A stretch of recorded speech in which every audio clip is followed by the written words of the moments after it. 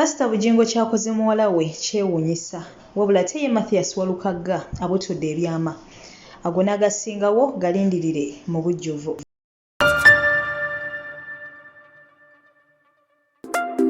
Mbaaniriza mikwano gyange mujebaleko gyonna gye mukwasaganya eyo mu bitundu ebyenjawulo gye musinziira okubeera ng'ate mumpuliriza. Amanya enzo Mumbejja Aisha Nassolo kadde ka mawulire era nga muganda wange nga sinagenda mu maaso ngenda sooka nkwebaze okubeera nga wasalawo munaye no subscribinga ku channel eno nembeera nga buli video yonna gye nteekayo ogiraba no commentinga no likinga ate munnange no sharinga tojjanga okwo Katonda kusasulemu ekyo ekisinga obulungi mu by'osinga okwagala. Naawe negaseko omulundi gwo ogusooka bamingenda kusaba okwatekawo ku subscription button o subscribe nga tutegeko n'akadde olaikinge ne video eno muganda wange ate tweyongereyo mu maaso. Wabula nga munnange ntandise n'amawulire gannako kamala ag'okubeera ng'eggaali y'omukka ebwetyo etomedde bambi ey'amagye awo ekireka era nga abannamagye bano ababiri ababadde mu mmotoka eyo bambi bonna bakoseddwa era wetwogerera bambi bali mu ddwaliro embeera si nnungi n'akamu n'akeddagala. Wabula ng'okusinziira ku bantu ababaddewo kigambibwa mbu bannamagye bano emmotoka efunyeemu obuzibu bwetyo ne balemererwa okubeera nga basala ekkubo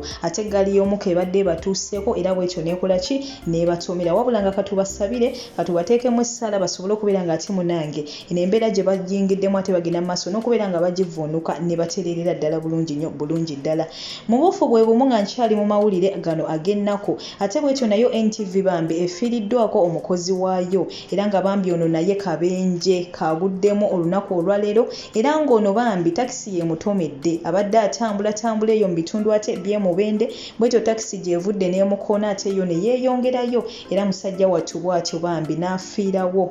era nga naye tusaba bambi omwoyo gw'omugenzi Katonda aguwumuze emirembe era bambi agulamuze kisa. Amanya goono eyabadde ayitibwa Magembe Sabbiiti bambi era abadde munnamawulire wa NTV naye nga bambi bye byate ebisobodde okubeera nga bimutuuseeko nawe naafiiriddwako omuntu we tukuteeka mu ssala. Tusaba Katonda abagumye emitima b'enganda bakonamba emikwano ate n'abo abafudde bambi Katonda abawumuze emirembe ate era n'emyoyo gyabwe bambi agiramuze kisa. Wabula ng'ate eyo muganda wange etuvuddeyo ye ate banene bo abakozi ba TV okuli Keys Brian Waako Saakate ne Mako banene munnange gyabawunyidde dda ebyabwe bibi bizibu oluvannyuma lw'okubeera nga ate munnange baali ku TV ne bagenda mu maaso n'okubeera nga ate boogera ebyanjwanjwa ku mukulu ono omuyimbi ono Omulangira Ssuuna era bw'ati emabegako ffenna tujjukira story ey'Omulangira Ssuuna yavaayo bw'atyo ng'atema emiranga miyitirivu nnyo okukamala obukamazi ng'agamba bannaye nze nja kubasiba mulekerawo okubeera nga mwogerayogera bye mutamanyi twali tumanya asaaga wabula twabadde tukyali awo nga boom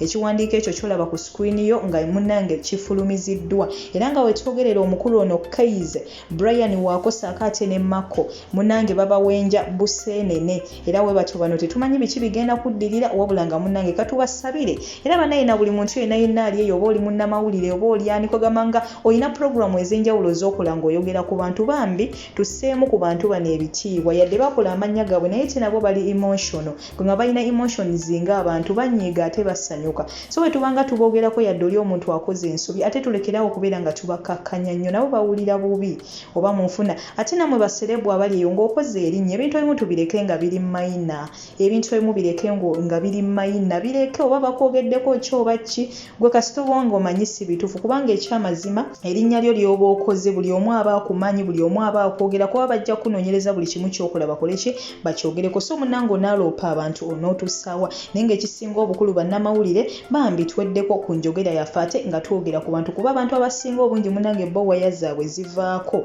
munnange akusibirawo ate munnange mu by'okusaga oba n'akusasuza ssente empitirivu olwekyo kyogenze mu maaso n'okubeera ng'ate okola ki ng'okola wabula ng'ate neyo nayo munnange ayituvuddeyo ate yo omuyimbi ono Walukagga ffenna gwe tumanyi obulungi era nga kati ye mmeeya w'Ekyengera ono munnange yavuddeyo ate bw'atyo n'abotola ebyama olunaku olw'eggulo alina interview emu gye yabaddemu era bw'atyo n'attottola ng'ono gw'olaba we yali adeetinzeeko omuyimbi ono Kemisera ate nga ex wa Haruna Mubiru Haruna Mubiru ffenna tumumanyi bulungi era omukyalo ono byonna ebyagwayo wakati we ne Haruna Mubiru ffenna kyemmanyi nti twabimanya bulungi nnyo wabula twabadde tukyali awo nga boom ate Walukagga avuddeyo bamukolako interview nga ttottola akawonvu n'akakko nga nnyonnyola nga we yali yaganzizaako omukyalo ono era bw'atyo mbu alina n'omwana jjukira emabegakawo omukyalo ono bamubuza nnyo ku by'omwana oyo gw'alina nti omwana ono waani omwami wabula nga tayagala yadde kubyogerako n'akamu n'akeddagala. Wabula olunaku olw'ejjo ye Walukaga yavuddeyo n'abategeeza nti bannange omwana oyo wange era n'erinnya lye erisooka ye Walukaga. So bannange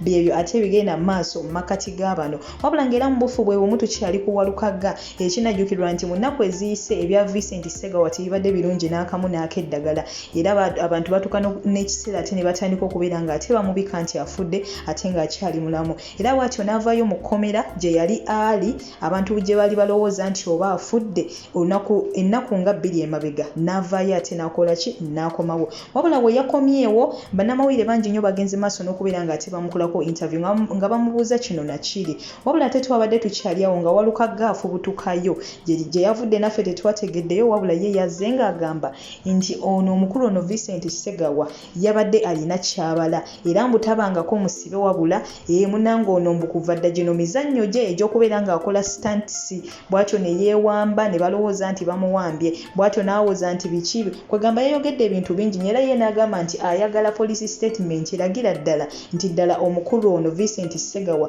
poliisi yebadde mulina yagamba nti Vincent Ssegawa alimba tebannamusibako era tebannamuteekako musango gwonna bineeno mbu ye yabipanze era mbu kino kyeyolekera mu kubeera nga babadde bakamubika ennaku ntono nnyo ate mbu n'afubutukayo gye yabadde. So munnange binaggwerawa kuba bannange entalo z'abano nazo zirudde ekiseera nga zitambula naye nga byate munnange ebigenda mu maaso eruuyi eyo. Wabula ng'ate neyo muganda wange envuddeyo ate ye Pastor Bujengo ono ffenna bwe tumanyi obulungi bba w'amakula Susan ennaku zino ate ye munnange bw'atyo yakawaŋŋamudde. Oyagala kugenda Qatar, Dubai, Saudi Arabia, Turkey oba Canada weekwate aba Forward International Consultant abasangibwa Namuwongo nga wakava ku Daily Monitor bano nga bakolerako ddala okuva ku passport paka ate wootuuka gy'okolera ku kasente akatono ddala ate mu nnaku entono ddala gwabeetaaze bakubire ku nnamba zaabwe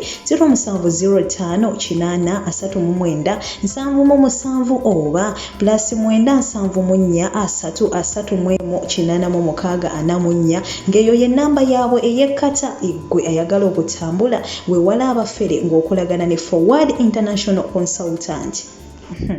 Munnange olunaku lw'eggulo weegatyo gabadde matikira ga muwala wona ayitibwa Winnie Bugingo bambi mukazi wattu yabadde graduatinga bw'atyo bambi ng'amazeeko emisomo gye ng'era abaana abalala bonna ababa basomye ate ne bagenda mu maaso n'okubeera nga tebakola ki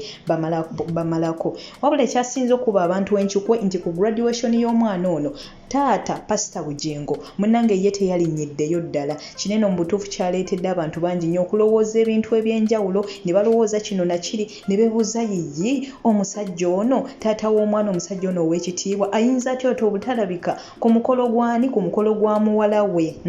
Bannange newankubadde abantu bafunamu obuzibu oba obutakkaanya naye ate abaana bibakwatirako wakugamba bambi abantu bangi nnyo kinene ekintu kyabakubye wala nnyo babadde tebakisuubira. Wabula ng'ate ye omukyala ono maama w'abaana Teddy Bugingo era nga yali mukyala wa Pastor ono Bugingo yavuddeyo bw'atyo n'ategeeza nti ekyo tekyewunyisa eky'okubeera nga teyalinnyeyo olw'ensonga nti ne school fees z'abaana yali yakoma dde okubeera ng'ate akola ki ng'azisasula. So yagamba nti bamuyise bamuwadde invitation card wabula ndowooza yawulidde ensonyi okubeera nga takola ki talinnyayo kubanga abaana abadde takyabasasulira school fees ebya school fees yabivaako dda era mukazi wattu ono yabadde akola ki yabadde atoba n'abaana. So bannange abazadde mwenna abali eyo oba oyawukanye ne maama w'abaana oba omukyala gwayawukanye ne taata w'abaana abaana tebiina we bibakwatiramu abo abaana bakyali babwe yadde omusajja oba omukyala oyawukanye naye. Omwana wategeka omukolo gwe nga guno ogw'ekitiibwa agenda kufumbirwa agenda ategese graduation kyonna bambi beererawo omwana. Omukyala oyinza omwesonyiwa oba omusajja naye ate omwana ye asigala wuwo ne woba ofunye omukyala omulala